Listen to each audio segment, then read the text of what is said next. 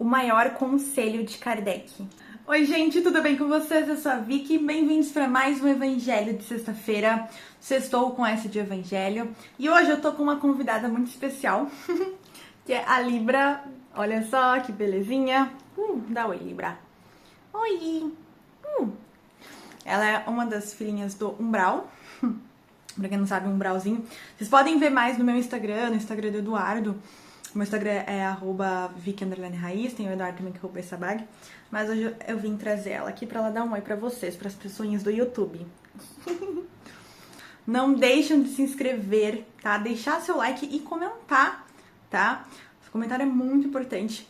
E vamos pro Evangelho. Eu também lembro vocês de pegar o copo de água, tá? Porque é importantíssimo, porque assim os espíritos podem fluidificar a aguinha para que você possa tomar após o Evangelho, tá bom? Então vamos pro Evangelho.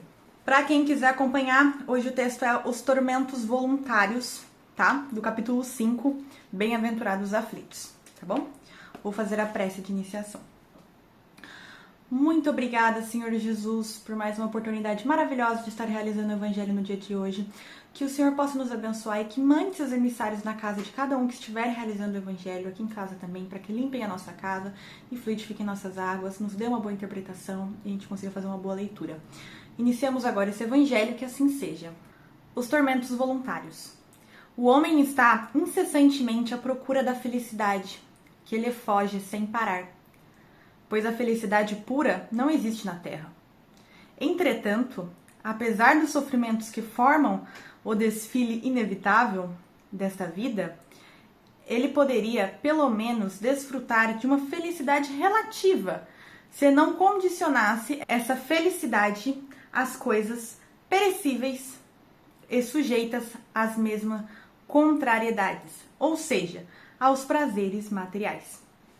Então, gente, primeiro, né, aqui super autoexplicativo.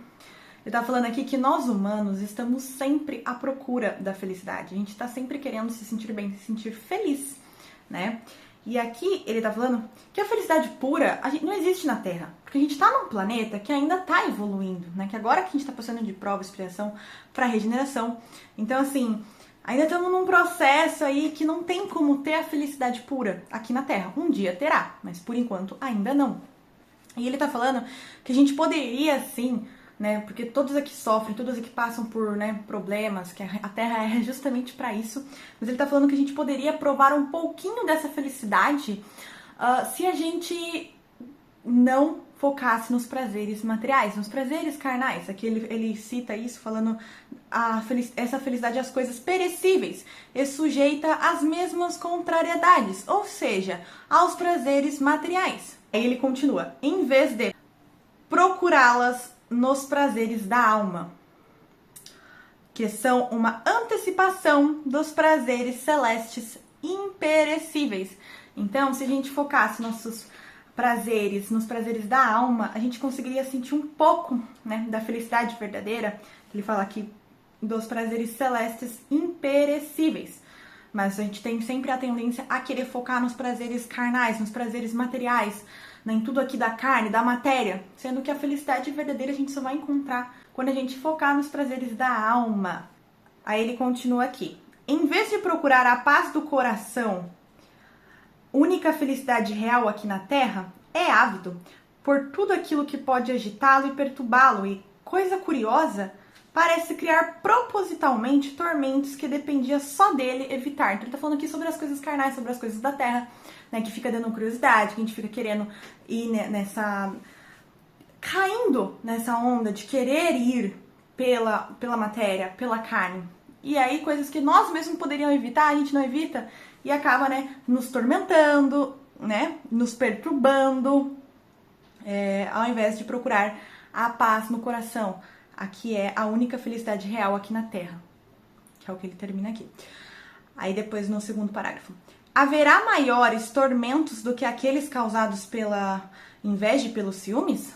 Para o invejoso e o ciumento não há repouso. Estão sempre excitados pelo desejo. O que eles não têm e os outros possuem causa-lhes insônia. O sucesso de seus rivais lhes dá vertigem. Seu único interesse é o de menosprezar os outros. toda a sua alegria em excitar nos insensatos como eles, a ira do ciúme de que estão possuídos. Então, olha só que pedaço perfeito. Ele tá usando aqui um dos exemplos, né, que é os ciúmes e a inveja, então, que é uma coisa que eu acho que não tem uma pessoa que você não conhece que tem isso, né? Até nós, se não se policiar, a gente tem a tendência a ter isso, né? E aqui ele fala: há maiores tormentos do que aqueles causados pela inveja e pelos ciúmes? Para o invejoso e o ciumento não há repouso. Eles estão sempre excitados pelo desejo, né? Eles querem sempre, aqui ó, o que eles não têm e os outros possuem, causa-lhes insônia. Né? Eles ficam perturbados pensando no que as outras pessoas têm. E para um invejoso e para um ciumento, o único interesse dele é menosprezar as pessoas. E isso dá prazer a ele. Isso acaba dando prazer para ele. Isso dá uma felicidade para ele, né? Uma felicidade totalmente falsa e ilusória. Toda a sua alegria está em excitar nos insensatos como eles. A ira dos ciúmes de que estão possuídos. Pobres insensatos. De fato, nem sonham que talvez amanhã será preciso deixar todas essas futilidades cuja cobiça envenena suas vidas. Então, olha que maravilhoso. Ele tá falando que pobres essas pessoas, pois elas são muito insensatas, porque eles nem pensam no amanhã e que amanhã será preciso deixar, né, todas as futilidades cuja cobiça envenena sua vida. Não é para eles que se aplicam essas palavras. Bem-aventurados os aflitos, pois serão consolados. Visto que suas preocupações não têm recompensa no céu. Então, olha só que interessante, né? Que tem essa frase, bem-aventurados os aflitos, pois serão consolados, mas não quer dizer que se aplica aos invejosos e aos ciumentos. Porque, primeiro, que isso é uma coisa que eles estão escolhendo ser e pensar e cultivar dentro de si. Ele conclui falando isso, visto que essas suas preocupações não têm recompensa no céu. Então, não é uma coisa de uma pessoa estar passando ali por uma expiação, por uma prova onde ela luta, ela batalha, ela busca dar o melhor dela, mesmo que seja, né, super difícil, que ela esteja passando por um momento super complicado. Ela mantém a fé de Jesus, ela vai lá, ela dá o máximo dela. Não, essa pessoa invejosa, ela tá cultivando dentro dela um sentimento horrível, um sentimento que liga ela, obviamente, aos obsessores, e ela não se importa com isso, porque ela nem pensa no amanhã, ela só quer continuar, ela continua sendo assim, que acaba virando até uma coisa inconsciente, né, que ela se torna isso que ela pensa. Por isso que é tão importante que a gente sempre policie nossos pensamentos, tá, gente? Que é muito fácil cair nos ciúmes, na inveja, no orgulho, na arrogância, na vaidade, na ganância.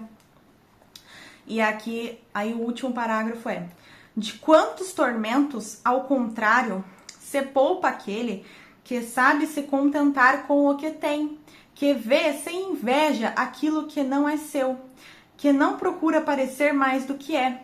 Ele está sempre rico, pois se olha abaixo de si, ao invés de olhar acima. Verá sempre pessoas que têm menos. É calmo, pois não cria necessidades ilusórias. E não é a calma em si uma felicidade em meio às tempestades da vida? Nossa, que último parágrafo perfeito. O texto inteiro, né? Mas olha esse último parágrafo, né? Ele fala: de quantos tormentos ao contrário se poupa aquele... De quantos tormentos ao contrário se poupa aquele que sabe se contentar com o que tem? Aquela pessoa que entende que ela tem uma coisa, a outra pessoa pode ter uma coisa melhor que ela, ou pior, mas isso não vai interferir nela, muito menos na forma dela pensar e no jeito dela agir, e muito menos ficar, né, alimentando aquele sentimento negativo dentro dela, sabe? E aí ele continua: que vê sem inveja aquilo que não é seu, que não procura parecer mais do que é. Ele está sempre rico, pois se olha abaixo de si, ao invés de olhar acima. Ou seja, ele não fica comparando como se ele fosse superior, ou quando ele vê com inveja, ele acha que o outro é superior a ele, então ele não vai permitir que isso aconteça, ele vai querer ficar competindo. Não, ele entende que a pessoa tem uma coisa, ele tem uma coisa, e que ele tem os propósitos dele, a pessoa tem o propósito dela, e ele não vai ficar nessa, ele se contenta, ele fica em paz com tudo. Ele continua aqui: se olha abaixo de si ao invés de olhar acima. Verá sempre pessoas que têm menos. É calmo, pois não cria necessidades ilusórias. Ou seja, ele não fica criando coisas na cabeça dele de competições, ou de querer ter mais que alguém, ou querer menosprezar a pessoa porque ela tem menos. Ele não tem essas necessidades. E aí ele conclui com essa maravilhosa frase: e não é a calma em si mesma uma felicidade em meio às tempestades da vida? Ou seja, o sentimento da calma já não é uma das maiores felicidades em meio a todas essas tempestades que todos nós, humanos, passamos em nossa vida. Porque todos nós temos problemas, temos tempestades, temos perturbações, isso faz parte. Mas agora a escolha vai ser nossa de querer manter a calma, né, e seguir, prosseguir humildemente, na simplicidade, sem julgar, sem menosprezar, sem diminuir, sem sentir inveja, né, do que se a gente fizer o contrário. Né? Então é uma coisa, esse evangelho ele foi muito bom porque ele faz a gente botar a mãozinha na consciência e refletir como eu estou agindo. Né? Porque às vezes a gente age sem perceber, às vezes é algo que está no nosso inconsciente. Porque o humano ele tem a tendência a ser falho, tem a tendência a sempre ir para o lado mais primitivo. Então você tem que ir contra, você tem que ir para o lado de evoluir, de crescer. Então é muito legal a gente usar esse evangelho para refletir, porque realmente é um evangelho maravilhoso, tá bom? Então eu vou fazer a prece de encerramento e aí vocês já podem tomar a água de vocês, tá bom?